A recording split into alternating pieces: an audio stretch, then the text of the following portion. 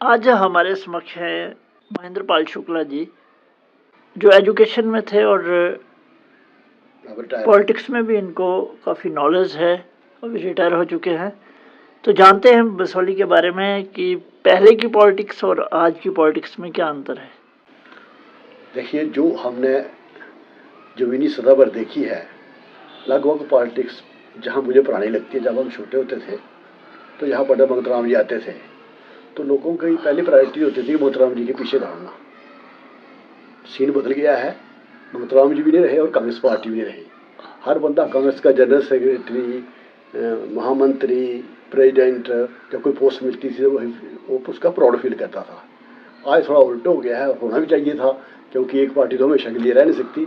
आज का लोग भारतीय जनता पार्टी, गाँव में भी भारतीय जनता पार्टी है, और जब भारतीय जनता पार्टी का वो कोई नेता आता है तो लोग उसके पीछे दौड़ लगाते हैं। उसको मतलब उसको आनर समझ लो, उनकी भाषा में, हमारी भाषा में समझो कि लोग जो हैं अभी तक भी फॉलोअर ज़्यादा हैं और नेता कम हैं।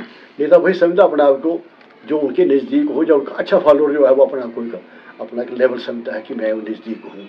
जितेंद्र सिंह जी के पास जब हमारे नेता बन गए हैं, दर्शन सिंह जी या जो भी हैं, उनके आगे पीछे जहाँ का पुराना कल्चर रहा घूमते हैं लोग। कोई जहाँ ऐसी लीडरशिप नहीं है जो इंडिपेंडेंट हो, जो एंटी इस्टेब्लिशमेंट हो, क्योंकि गवर्नमेंट बहुत अच्छे काम करती है। ऐसी कोई शक नहीं है कि हम गवर्नमेंट को बिल्कुल क्रिटिसाइज करेंगे, लेकिन कुछ ऐसे काम होते हैं उनकी नुक्ताचीनी करना। उनका कोई जो कुछ काम ऐसे है, जब हॉस्पिटल में आए हम देख रहे थे कि प्रोटेस्ट हो रहा है, लोग अच्छा कर रहे थे। कोई प्रोटेस्ट करने वाले जाइए, वहाँ डॉक्टर नहीं है, काम तो अच्छा हो रहा है। एजुकेशन और जो मेडिकल है जो बिल्कुल इग्नोर है, हेल्थ लोगों की बिल्कुल इग्नोर है, उसके बारे में लोग नहीं बोलते। वो अपना कोई और बायो मीडिया निकाल लेते हैं कि डॉक्टर जहाँ बैठे हुए हैं कुछ जोड़ा साहब हैं, कुछ अब पढ़े लिखे डॉक्टर जो हैं वो जो मेडिकल कॉलेज से जब कोई डेंटल सर्जन दूसरे लोग आ गए हैं। अब उन कॉलेजों की भी कोई गारंटी नहीं है कि कौन से कॉलेज में उन्होंने किया, कैसा कॉलेज, जो डिग्री उनकी कैसी भी है। तो एक बड़ा अनार्की सी है जहाँ लोगों के लिए अब अपनी कोशिश से पहचान करते हैं कौन हमारे लिए अच्छा काम कर सकता है, तो अपने प्राइवेट तौर पर, अपने इंडिविजुअल तौर पर कोशिश करते हैं। चलो बात करते हैं बसौली पॉलिटिक्स की। बसौली में आपके जब आप यंग थे, बड़े लीडर उभरे, जैसे बात करें दर्शन शर्मा जी थे, अपने ज़माने में काफ़ी फेमस थे। बिल्कुल बिल्कुल। और ये आगे तक नहीं आ पाए, क्या कारण रहे? देखो, एक बात घूमे, बसौली में पुराने 3 लीडर थे। जब हम स्कूल में पढ़ते थे, जब मैं हाई स्कूल में पढ़ता था, तो बसौली में एक ज़बरदस्त एजिटेशन हुई। उसके जो हीरो थे वो दर्शन शर्मा थे, उनके साथ प्रेम सागर भी थे। तो उसके बाद लाइमलाइट में बोलिया साहब। तो उसके बाद यहाँ लीडरशिप नहीं उभरी आज तक भी। बसौली में जो पर्टिकुलर नाम नेताओं का लिया जाता है, 50 साल के बाद भी उस पर 3 लोग ही ज़्यादा आते हैं, एक दर्शन शर्मा जी, प्रेम सागर जी और जगदीश बोलिया जी। अब इनकी पॉलिटिक्स लगभग मिलती जुलती है, थोड़े डिफरेंसेस हैं, क्योंकि इनकी बेसिकल कोई, अब हम कहें कि ये कम्युनिस्ट आइडियोलॉजी के थे, वो भी इनको कह सकते हैं। इनको कहेंगे कि बीजेपी, अब बीजेपी क्या है, अब तो मुश्किल है किसकी क्या आइडियोलॉजी है। कोई एमएलए बन जाता है तो कोई वो चांस होता है, पार्टी टिकट दे देती है, पार्टी की उस वक्त वेव होती है, तो वो बन पाए। जहाँ कोई ऐसा नहीं, कोई इंडिपेंडेंट नेता, दर्शन शर्मा जी ने कंटेस्ट किया था एक बार मंगतराम के मुकाबले में एनसी का, जब पार्टी का जहाँ कोई बोलबाला थे, बहुत अच्छे बोल लिए थे। इनकी लीडरशिप, थोड़े लीडर नजर आए थे। उसके बाद बाकी जो हैं, इन्होंने पार्टी के अंदर लॉबिंग कह दो या उनकी, अब मैं नहीं ऐसे शब्द बोलूँगा जो मेरे शब्द में, जो मेरे दिमाग में आ रहा है, मैंने कि उनके साथ इन्होंने क्या कहते हैं कि उनके अच्छे संबंध बनाए, उनके आज्ञाकारी बने, और मैंडेट किसी को कहीं का मिल गया, किसी को मैंडेट मिल गया। वेव होती है पार्टी की, कांग्रेस पार्टी का दौर था, वो जीत गए। उस लेवल के लीडर नहीं हमारे पास। जैसे लाल सिंह जी जहाँ आए, उनका कोई बेस नहीं था पहले, बाद में तो कांग्रेस में उन्होंने अपना रास्ता तय कर लिया।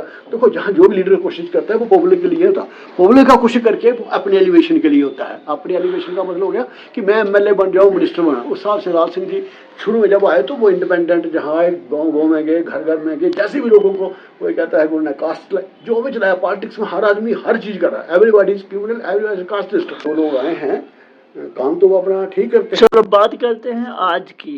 आज नगरोटा में देखा आपने, हर्षदेव बड़े ही एक्टिव थे और दिव्यानी राणा ने बड़े ज़्यादा मार्जिन, लगभग 25,000 वोटों से उनको हराया है। उनको जो हर्षदेव हैं वो नेता हैं, चाहे एमएलए नहीं बने, दिव्यानी नेता बनेगी, उनको बनाया जा रहा है, उनको पार्टी की सपोर्ट थी। आज भारतीय जनता पार्टी की वो तो दिव्यानी थी, कोई और ही खड़ा हो जाए कोई। वो तो जितेंद्र सिंह की भतीजी थी, उसके पिता वहाँ का काम किया था। देखो हर्षदेव बड़ी देर से अब कुछ नहीं है, उनके पास पैसे की भी तंगी थी, बाकी उनमें टैलेंट है, वो नेता हैं, चाहे हार गए हैं, तो उसमें नहीं हम कहेंगे कि हर्षदेव अब मिनिस्टर भी रहे। अब क्या सोचते हैं कि पीडीपी अच्छी थी या एनसी अच्छी? पीडीपी, देखो पीडीपी एनसी जो है ना हमारे लिए दोनों बराबर, दोनों कश्मीरी पार्टी हैं, ठीक है ना।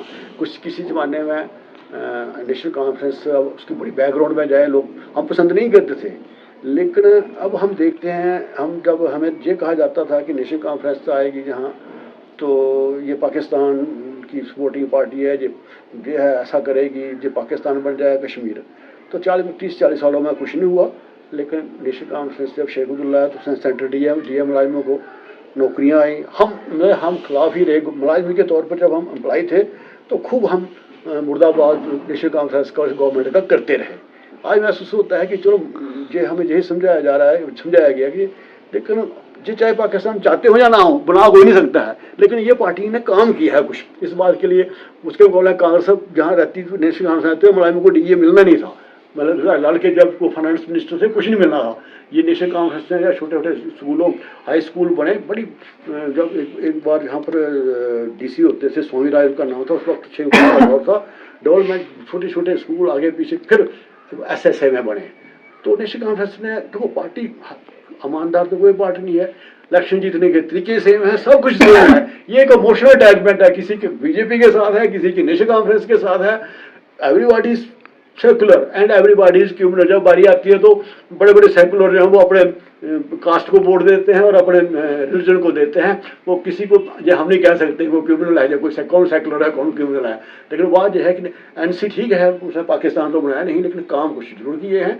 मैं बिल्कुल, जो लोग जानते हैं, मैं लो पेड एम्प्लॉय फेडरेशन का प्रेसिडेंट था, गवर्नमेंट के हम हर में प्रोटेस्ट करते रहते थे, और ठीक ठाक हमने जितना नेशनल कॉन्फ्रेंस और फजूल्ला के खिलाफ बोला ना, इतना आज का नेता नहीं बोल सकता।